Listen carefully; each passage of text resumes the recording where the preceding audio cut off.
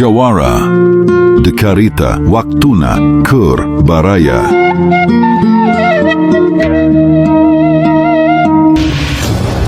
Cerita drama misteri, asap penjual bakso celeng.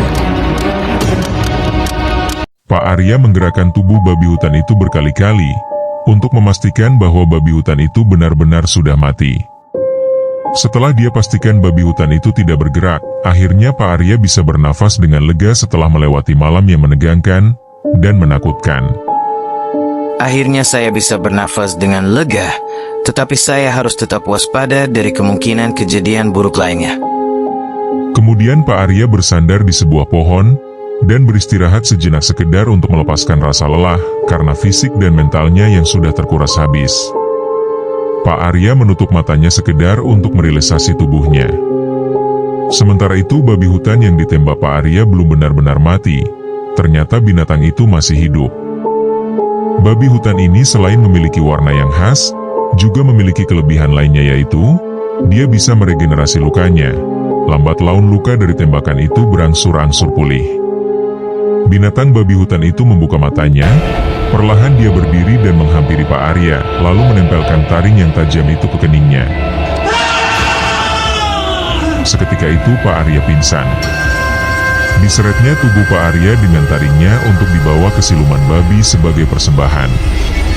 Singkat cerita, binatang babi hutan itu tiba di lokasi dan meletakkan tubuh Pak Arya di samping mayat kedua anak buahnya yang tinggal tulang belulang. Sementara itu Pak Wahyu yang masih bersembunyi di dalam mobil masih gemetaran ketakutan karena melihat banyaknya babi hutan berada di tempat itu. Apalagi ketika dia menyaksikan siluman babi memakan jasad kedua anak buahnya Pak Arya. Itu memberikan dampak trauma yang mendalam baginya. Dia hanya berharap malam ini segera cepat berlalu. Babi yang berwarna keemasan terlihat mulai mengendus-endus, merasakan ada manusia lainnya di sekitar tempat itu. Dia mulai menyusuri di mana sumber bau manusia itu berada. Di samping bisa meregenerasi tubuhnya, ternyata babi hutan yang satu ini juga memiliki indera penciuman yang tajam. Matanya kemudian tertuju pada satu mobil yang ditumpangi Pak Wahyu. Babi hutan ini mulai mendekat sampai pada bagian pintu mobil. Binatang ini mulai menggeram seperti memberitahu siluman babi bahwa ada manusia di dalamnya.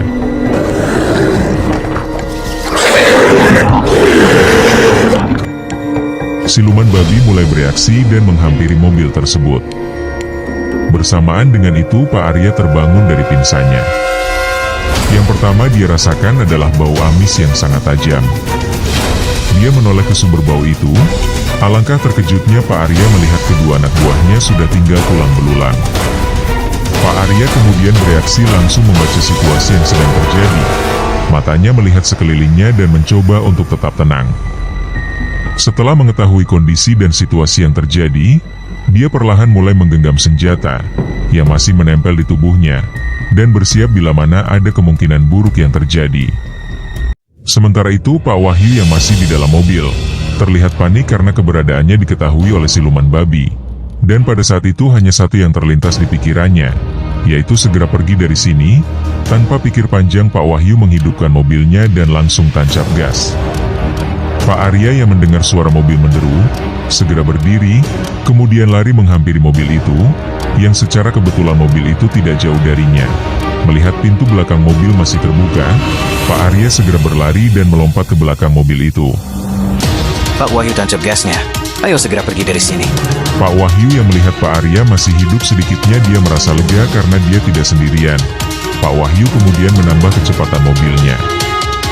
Mobil itu melaju dengan kencang, jalanan tanah dan bebatuan dilibasnya. Tidak sedikit babi-babi hutan yang mencoba menghalangi jalannya, dia lindas dan dia tabrak. Sehingga babi-babi hutan itu terpental ke kiri dan ke kanan. Sementara siluman babi berikut ribuan babi lainnya mengejarnya dari belakang. Kemudian Pak Arya dengan keahlian menembaknya, mencoba membidik, dan menembak siluman babi itu. Beberapa kali tembakan dia layangkan. Ada beberapa yang kena sasaran, tetapi siluman babi tidak bergeming, seakan-akan peluru bagaikan sebuah kerikil baginya. Sialan, pelurunya tidak mempan.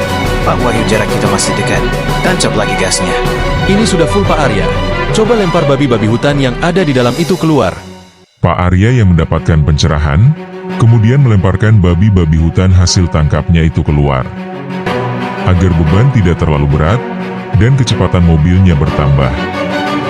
Jarak mereka sudah agak menjauh, tetapi kejar-kejaran masih terus berlanjut.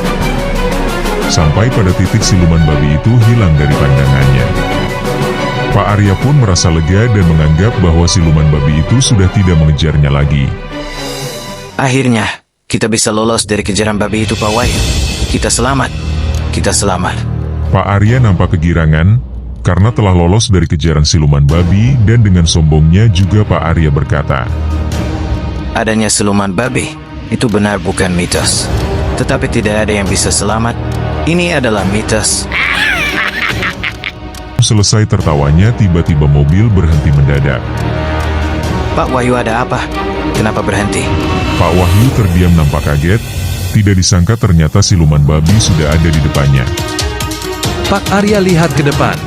Pak Arya berbalik dan dia melihat siluman babi sudah ada di depan. Apa? Kenapa bisa? Pak Arya nampak tidak percaya apa yang dilihatnya. Ternyata siluman babi yang sudah mengetahui tempat ini memilih jalan yang lain untuk mengejar mobil yang ditumpangi Pak Wahyu dan Pak Arya. Pak Arya panik kemudian menyuruh Pak Wahyu untuk pindah ke belakang. Pak Wahyu, biar saya yang ambil kemudi. Kamu pindah ke belakang. Pak Wahyu pun pindah ke belakang sambil bertanya. Pak Arya, apa yang mau kamu lakukan? Pak Arya tidak menggubrisnya. Dia ambil kemudi, kemudian tancap gas. Mari kita lihat mana yang lebih keras, besi atau segumpal daging. Mobil melesat dengan kencang. Hal yang sama juga dilakukan siluman babi, yang mulai berlari dengan kencang menuju ke arahnya. Pak Wahyu yang curiga dengan tindakan yang dilakukan Pak Arya, dia berteriak. Pak Arya, jangan kau lakukan itu.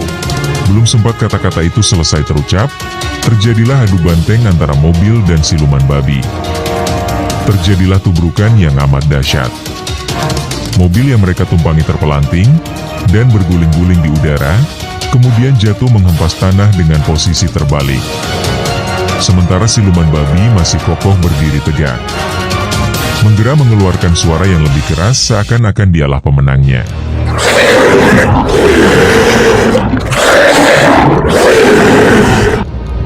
Tidak lama, babi-babi hutan yang tadi mengejarnya, berdatangan satu demi satu. Siluman babi mulai mendekati mobil itu. Pak Arya mendapatkan luka yang sangat parah, sehingga dia meninggal di tempat. Sementara Pak Wahyu lukanya tidak begitu parah. Dia masih hidup. Pak Wahyu dengan rasa sakit dan sisa tenaganya, mencoba merangkak kabur menghindari siluman babi itu. Tidak lama keluar, Pak Wahyu menjerit kesakitan.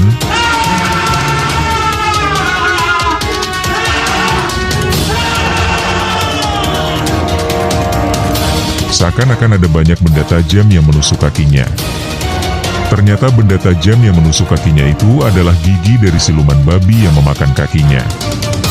Jeritan kesakitan terus berlanjut, ketika siluman babi itu mulai memakan organ-organ tubuh Pak Wahyu yang lainnya. Dan sudah jelas Pak Wahyu akhirnya meninggal dengan hanya menyisakan tulang belulang dari jasadnya.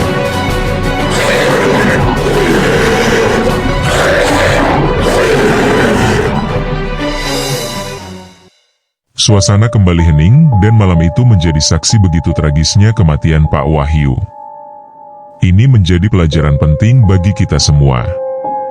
Bersikaplah jujur dalam berniaga, dan jangan terperdaya dengan keuntungan yang lebih, dengan melanggar kaidah, atau norma-norma agama. Karena pertanggungjawaban nanti di akhirat, itu yang sangat berat. Cerita ini hanyalah fiktif belaka. Bila mana ada kesamaan nama, tokoh atau tempat itu hanya kebetulan semata, dan tidak ada unsur disengaja. Sekian cerita kali ini, sampai jumpa di cerita-cerita berikutnya. Jangan lupa like, komen, dan subscribe channel ini, juga centang lonceng notifikasinya, agar kalian tidak ketinggalan cerita-cerita selanjutnya. Terima kasih telah menonton, dan sampai jumpa.